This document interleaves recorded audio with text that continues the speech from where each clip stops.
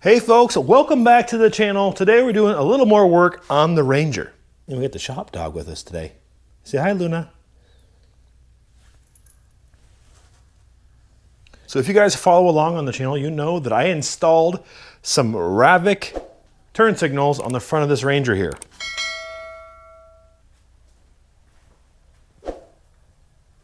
I'll put a link to that video above here, but this is a plug-and-play system that they offer. And I picked this up with my own money. Just want to make that clear because I know some people are going to say that I'm a sellout for endorsing this stuff. But, you know, long story short, no, they did not provide it for this video. They did, however, reach out after the fact and said, hey, thanks for creating the video. It's great stuff. We love hearing our customers' feedback. We noticed that you didn't buy the turn signal lever, or you spoke about maybe upgrading in the future to that. We would like to send you that if you'd want to install that on your rig. I figured why not? I've been using these toggles in the middle for some time now. They work fine, but I'm also very curious to see how the steering wheel mounted turn lever can improve this. So again, with full transparency, Ravek did send me the actual turn signal lever. But again, they didn't pay me to do this. They're not saying, Kyle, say this, say that. I'm going to install this, and I'll give you my opinion on whether or not it's worth the upgrade to it. These work really well. I do like the fact that when you turn the key on, they're on. So you don't physically really have to use the front lights to be legal here in our state. You can have this be your actual marking lights. So let's go ahead and remove the hood so we can access the brains of the operation here.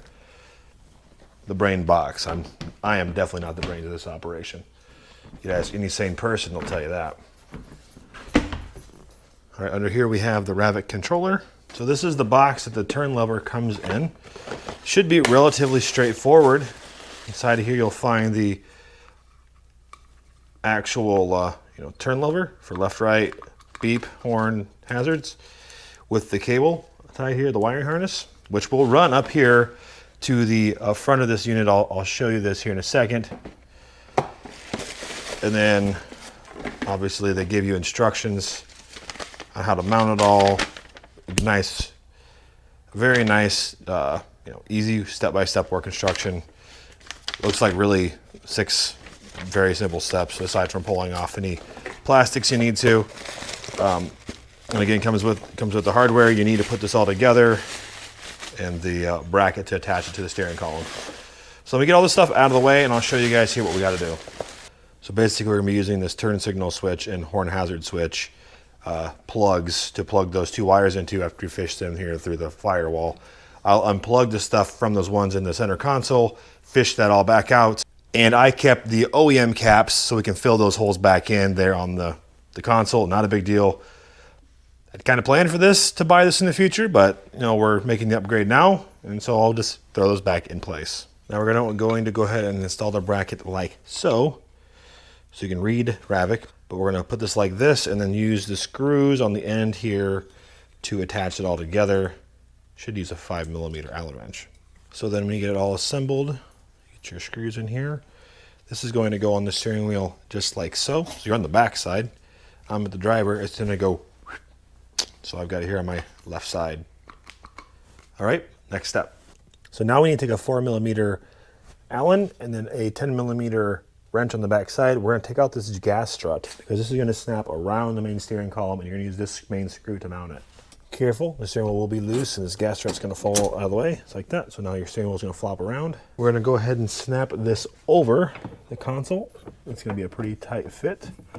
You don't want it wiggling for a good reason. All right, that's over it.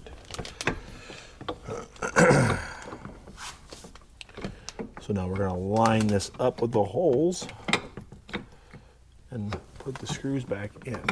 Okay, so we got this mounted on here now, on this side. You see from the driver's side here, sorry about the blinding light, you got the controllers here. This wraps around and it goes through that same hole that the gas strut goes through. So now we've got this bracket through here. It's nice and strong and rigid all through that same mounting on the metal bracket. It is very, very sturdy put in place. So again, you have your signals, your horns in or out, and then you have the hazards down here on the bottom. So Now we're gonna cut this tie. We're gonna fish the wires up through here behind the steering wheel, over back in between this here and out the front to the control box. Now I'm going to go ahead and pull off what plastics I need to so I can route this up front. I'm gonna pull off this console here and probably the front side here where the control dash is at so I can feed it up and pull those out. I'll show you guys here in a minute. Really, it's just taking these out here so this front top can come off, slides out. And there's a couple of pins on the bottom side here underneath that will allow this to rotate out as well. So we're gonna do those so I can fish the wires back through there, through that firewall. Sorry about the poor lighting. It's kind of dim in here, dark. GoPros don't have the best low light performance, but hey, it's where we're at. Now, as far as removing these pins, just as a trick, I did pick up these cheapo pliers from Harbor Freight. You just get down in there behind the clip. You can squeeze it so it pops up. You can just pull it out like that so you can save the clips and reuse them. I've heard mixed feelings from people on Polaris' system they use to keep stuff put together, but I think it's kind of nice for doing things like this. You can easily pull things apart, and if you're careful, you can reuse these things just fine. So I got the old 2 switches out. We're gonna save these for maybe some upgrades in the future, or maybe I don't like the turn lever and we go back to these. Probably not, I'm sure I'm gonna love it. So we'll put this back in the box and save these for later. Now, because I have this front panel off here, you can see up in through there, that's where the grommet is at. And I have this front section off here. I can effectively now run the cable up in through the steering column, in through here and out that front firewall. Probably what I will do, because I found this the easiest way to do this, is using a fish tape. And you're asking yourself, Kyle, what is a fish tape? Something like this. Picked this up from, I think, Harbor Freight even.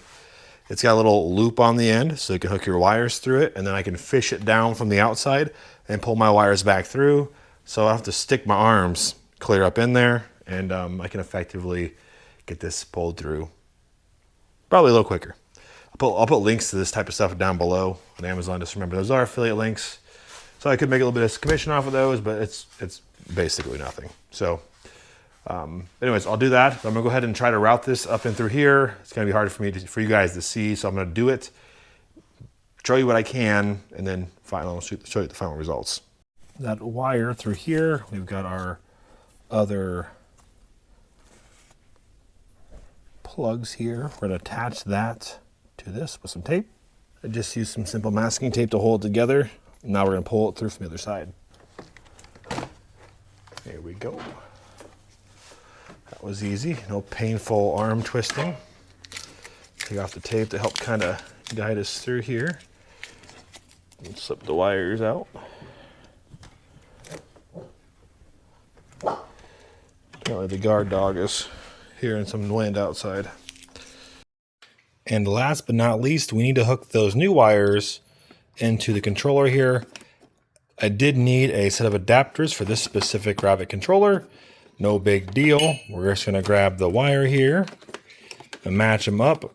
This is the turn signal switch here. So we're gonna grab its incoming wire here. Let's see, turn switch. We're gonna plug those two together. And then the same thing here. We're gonna plug the horn into the horn side. So now that we got that installed, it's super simple. You click down, see the left single turns on. You go up front here. Again, if you do that one time, 15 seconds, 30 seconds, so on and so forth. If you want to cancel, you just do the opposite direction. If you pull back or push forward, the horn goes off. And then down here on the bottom, there is a hazard switch. Let's see what it does here on the dash. And you got your front hazards. The same as well. You can see what's happening here in the back. Left turn signal. Right turn signal. Left.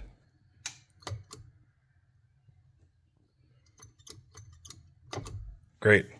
Love it being here. Now I have the dash all put back together. Clean, back to factory specs. And just like that, folks, you can get your turn signal lever installed here on the console of your side-by-side. Now they make this stuff for all different models. Specifically here, obviously the Ranger. So check this stuff out. I'll send a link down to their website down below here. No affiliation to the links, just so you guys are aware where to find this stuff. Quite honestly, I love the product so far. It's been super nice. I know I had a little bit of feedback originally about some of the 3D printed brackets up front here under the bumper. The inserts are holding up well though, so again, we'll pretend like that's water under the bridge from that concern.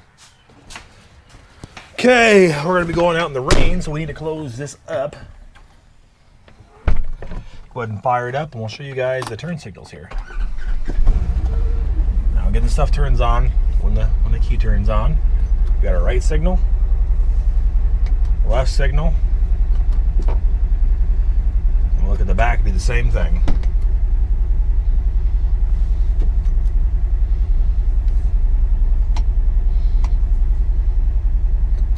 So you get the idea. And then we got the hazards. Last but not least, horn. Love it. Rain here directly, but we got the turn signal on. Here we go.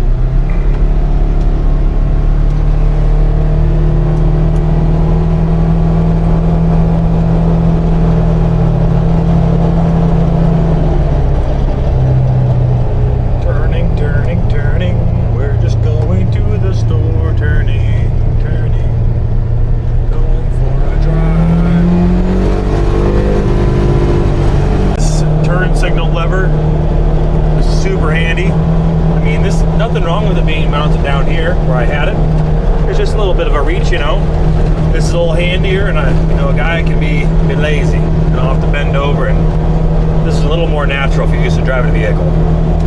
I do like that they give you options because, you know, you can save a little money if you need to and not go with the lever and just use the toggles, and quite honestly, some people just don't like the toggles. Oh boy, we're going to be getting some rain here directly.